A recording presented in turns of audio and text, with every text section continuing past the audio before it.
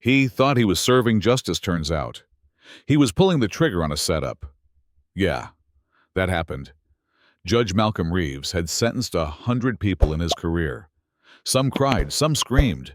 But this one, Camille Brooks, she just looked him dead in the eye and said, "You're being used." No yelling, no panic. Just that. And then, they took her away to death row. A so-called domestic terrorist. Caught red-handed. They said, bomb plans, wire transfers, surveillance footage, you name it. The prosecution had it. The jury didn't even take 2 hours. But something didn't sit right. Not then. Not even when the cameras left and the courtroom emptied. It was her face. Calm. Like she was waiting for him to realize something. And 3 days later, he did. It started on his morning jog, right past the same suburban hedges he passed every day. Then bam, someone yanks him off the sidewalk, throws a bag over his head, and everything goes dark. When the bag finally came off, he wasn't looking at some thug, he was looking at an FBI agent. And not just any agent, the one who actually ran the task force Camille was undercover in. Yeah, she wasn't a terrorist. She was planted inside the group they said she helped. Let me back up a sec. Turns out, everything, the video footage, the witness statements, even her bank records had been manufactured. The real criminals. A splinter militia buried deep inside law enforcement itself. And you know who they picked to rubber stamp their plan? Judge Reeves. He had the perfect record. Predictable, rigid, easy to manipulate, and damn, did they play him. So now what?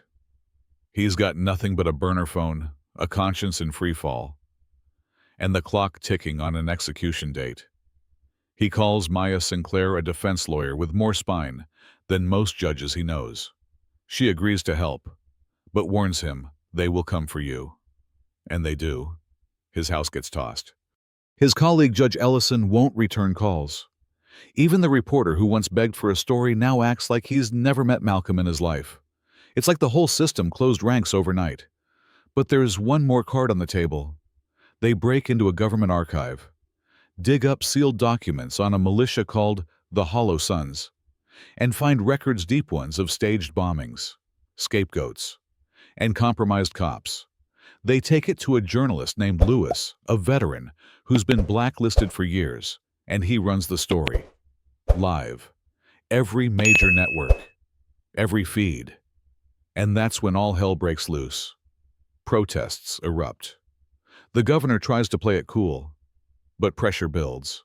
The night before the execution, Malcolm and Maya sneak into the prison with clearance codes from a janitor who lost his brother to the same setup. They reach the chamber just as the warden gives the signal. "Wait," Malcolm yells, holding up a phone. "The governor's on the line, bluff or not." It stalls them. Enough time for the live feed to catch the warden hesitating. Enough time for the world to see Camille, strapped down, tears in her eyes but still defiant. And then the real twist, the warden's phone buzzes. The governor is watching, and he's furious. Execution halted. Camille released. And Judge Reeves. He's no longer a judge. But he's something else now, awake. The final shot.